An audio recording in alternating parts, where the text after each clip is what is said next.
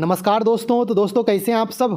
आज फिर आपको एक न्यू वैकेंसी के बारे में बताने जा रहे हैं। यदि आप लोग इंटरेस्टेड हैं अप्लाई करने के लिए तो इस वीडियो को लास्ट तक देखें।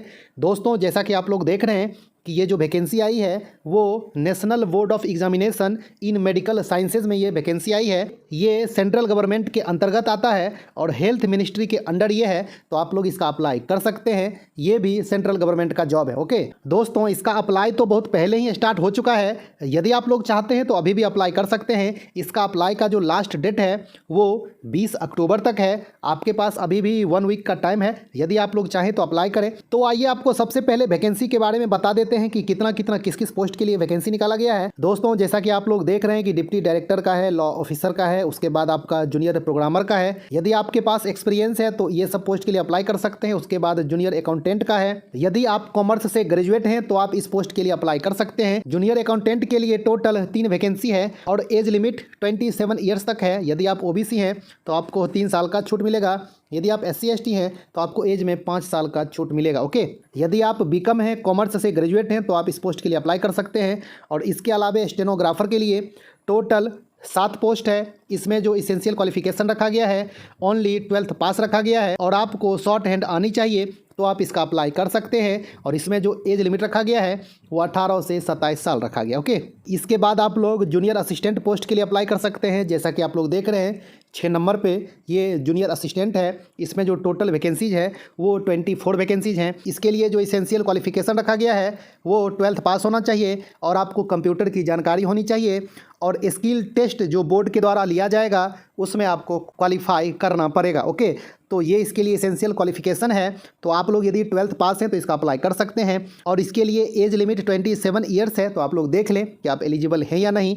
यदि आप ओबीसी हैं तो आपका एज 30 साल तक भी है, तब भी आप अप्लाई कर सकते हैं। यदि आप SC ST कैटेगरी से आते हैं और आपका एज 32 ईयर्स तक भी है, तब भी आप इसका अप्लाई कर सकते हैं। तो दोस्तों ये आपका टोटल वैकेंसी हो गया और इसेंशियल क्वालिफिकेशन और एज लिमिट हो गया। और अब आइए आपको बताते हैं कि कैटेगरी वाइज कितना कितना वैकेंसी है। कैटेगरी वाइज कितना कितना वैकेंसी है तो आप सबसे पहले स्टेनोग्राफर में देख लें। इसमें टोटल 7 पोस्ट है। इसमें से 4 UR के लिए, 1 OBC के लिए, 1 ST के लिए और 1 EWS के लिए है। उसके बाद आप लोग देख लें जूनियर अकाउंटेंट का, इसमें टोटल 3 वैकेंसी है और तीनों का तीनों UR में है। यदि आप OBC SC ST हैं तब भी आप अप्लाई कर सकते हैं और इस वैकेंसी पे फाइट कर सकते हैं, कोई दिक्कत नहीं है। ओके, और अब आप देख लें जूनियर असिस्टेंट के लिए इसमें टोटल 24 वैकेंसी है, जिसमें से 13 UR के लिए, 5 OBC के लिए, 1 SC के लिए, 3 ST के लिए और 2 EWS के लिए है। तो ये कैटेगरी वाइज वैकेंसी रहा। यदि आप लोग इंटरेस्टेड हैं, अप्लाई करना चाहते हैं तो कर सकते हैं। आपको तो एक वैकेंसी की ज़रूरत है। आप में यदि टैलेंट है, आप यदि प्रिपरेशन कर रहे हैं तो आप इसका अप्लाई ज़रूर से ज़रूर करें। आपको इंपॉर्टेंट डेट के बारे में बता दिए। अप्लाई करने का लिंक डिस्क्रिप्शन बॉक्स में दे देंगे और आप लोग टेलीग्राम से जुड़ सकते हैं, लिंक शेयर कर देंगे, आप लोग अप्लाई कर सकते हैं। और अब आइए आपको बताते हैं इसका सिलेबस क्या है, इसका सिलेक्शन प्रोसेस क्या है। आइए आपको जल्दी से बता देते हैं। इससे पहले दोस्तों आप लोग थोड़ा सा यहाँ पे देख लें। बहुत सारे दोस्तों का ये कमेंट्स आता है कि मिनिमम एज लिमिट कितना है। इसमें तो मैक्सिमम दिया है, कितना से ज़्यादा नहीं होना चाहिए किसी किसी पोस्ट में, तो मिनिमम कितना है इसके बारे में यहाँ पे कहा गया है कि मिनिमम 18 साल होना चाहिए और मैक्सिमम एज लिमिट जो अभी आपको बताए हैं उतना होना चाहिए। अलग अलग पोस्ट के लिए अलग अलग। ओके, लेकिन जहाँ तक मिनिमम एज लिमिट का बात है तो वो 18 साल से कम नहीं होना चाहिए। ओके, और अब आइए आपको बताते हैं इसका सिलेबस और सिलेक्शन प्रोसेस के बारे में। दोस्तों आप लोग यहाँ पे देख लें जूनियर अकाउंटेंट का, स्टेनोग्राफर का और जूनियर असिस्टेंट का जो सिलेक्शन प्रोसेस है, इसमें आपका 200 क्वेश्चन पूछा जाएगा। CBT एग्ज़ाम होगा, यानी कि ऑनलाइन एग्ज़ाम होगा। उसमें 200 क्वेश्चन पूछा जाएगा। जो टोटल स्कोर होगा वो भी 200 का होगा, यानी कि एक क्वेश्चन 1 नंबर का होगा, है ना। और इसके लिए जो टाइम दिया जाएगा वो 180 मिनट का टाइम दिया जाएगा, यानी कि 3 घंटा का टोटल टाइम दिया जाएगा। और अब बहुत सारे दोस्तों का ये भी कमेंट्स आएगा कि इसमें निगेटिव मार्किंग है कि नहीं, तो इसमें निगेटिव मार्किंग है, 1/4 निगेटिव मार्किंग है। तो ये आपका रहा स्टेज 1 का बात। और स्टेज 2 में स्किल टेस्ट होगा। कंप्यूटर नॉलेज से क्वेश्चन भी पूछे जाएंगे और स्किल टेस्ट यानी कि स्टेनोग्राफर के लिए स्टेनोग्राफी टेस्ट होगा, है ना। तो ये आपका स्टेज 2 होगा और ये टोटल 100 स्कोर का होगा। स्टेज 2 में जो आपको टाइम दिया जाएगा वो 75 मिनट का टाइम दिया जाएगा। कहने का मतलब यही है कि इसमें एक तरह से आपको कंप्यूटर से क्वेश्चन पूछे जाएंगे। ओके, तो यही इसका सिलेक्शन प्रोसेस है। और अब आइए आपको बताते हैं कि वो जो 200 क्वेश्चन रहेगा उसमें क्या सब पूछा जाएगा। आप लोग अच्छे से देख लें। कुछ भी नया नहीं है।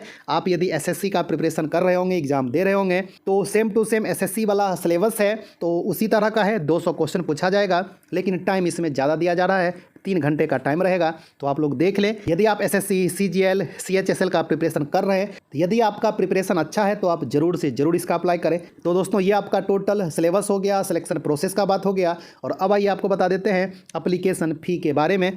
तो दोस्तों ये आपका एप्लीकेशन फ़ी है सभी पोस्ट के लिए। यदि आप यूआर हैं, ओबीसी हैं, तो आपको 1500 प्लस 18% जीएसटी देना पड़ेगा, यानी कि 1500 प्लस 270 रुपया, यानी कि टोटल आपका हो गया 1770 एप्लीकेशन फ़ी लगेगा यदि आप यूआर और ओबीसी हैं। यदि आप एससी, एसटी, दिव्यांग और महिला है तो आपको कोई भी एप्लीकेशन फ़ी नहीं देना पड़ेगा। ये महिला किसी भी कैटेगरी के हो सकते हैं। यदि आप ओबीसी हैं, यूआर है, तब भी आपको कोई भी फ़ी नहीं लगेगा। तो दोस्तों जो भी इंपॉर्टेंट पॉइंट था आपको बता दिए। और अब बात रही कि इसका एग्ज़ाम कहाँ पे होगा, तो इसके बारे में अभी कुछ भी नहीं कहा गया है। जब आप अप्लाई करेंगे तभी पता चलेगा कि आपसे एग्जामिनेशन सिटी का चॉइस मांगा जा रहा है या नहीं। तो दोस्तों यदि आप लोग इंटरेस्टेड हैं तो इसका अप्लाई कर सकते हैं। यदि आपका प्रिपरेशन अच्छा है तो आप जरूर से जरूर इसका अप्लाई करें, जॉब होने का चांस अच्छा खासा है। जो भी इंपॉर्टेंट पॉइंट था आपको बता दिए। इसके अलावा भी यदि आपके मन में कोई डाउट है तो आप कमेंट्स करें, रिप्लाई देने का कोशिश करेंगे। तो दोस्तों मिलते हैं एक अच्छा खासा न्यू वीडियो लेके, तब तक के लिए धन्यवाद, नमस्कार।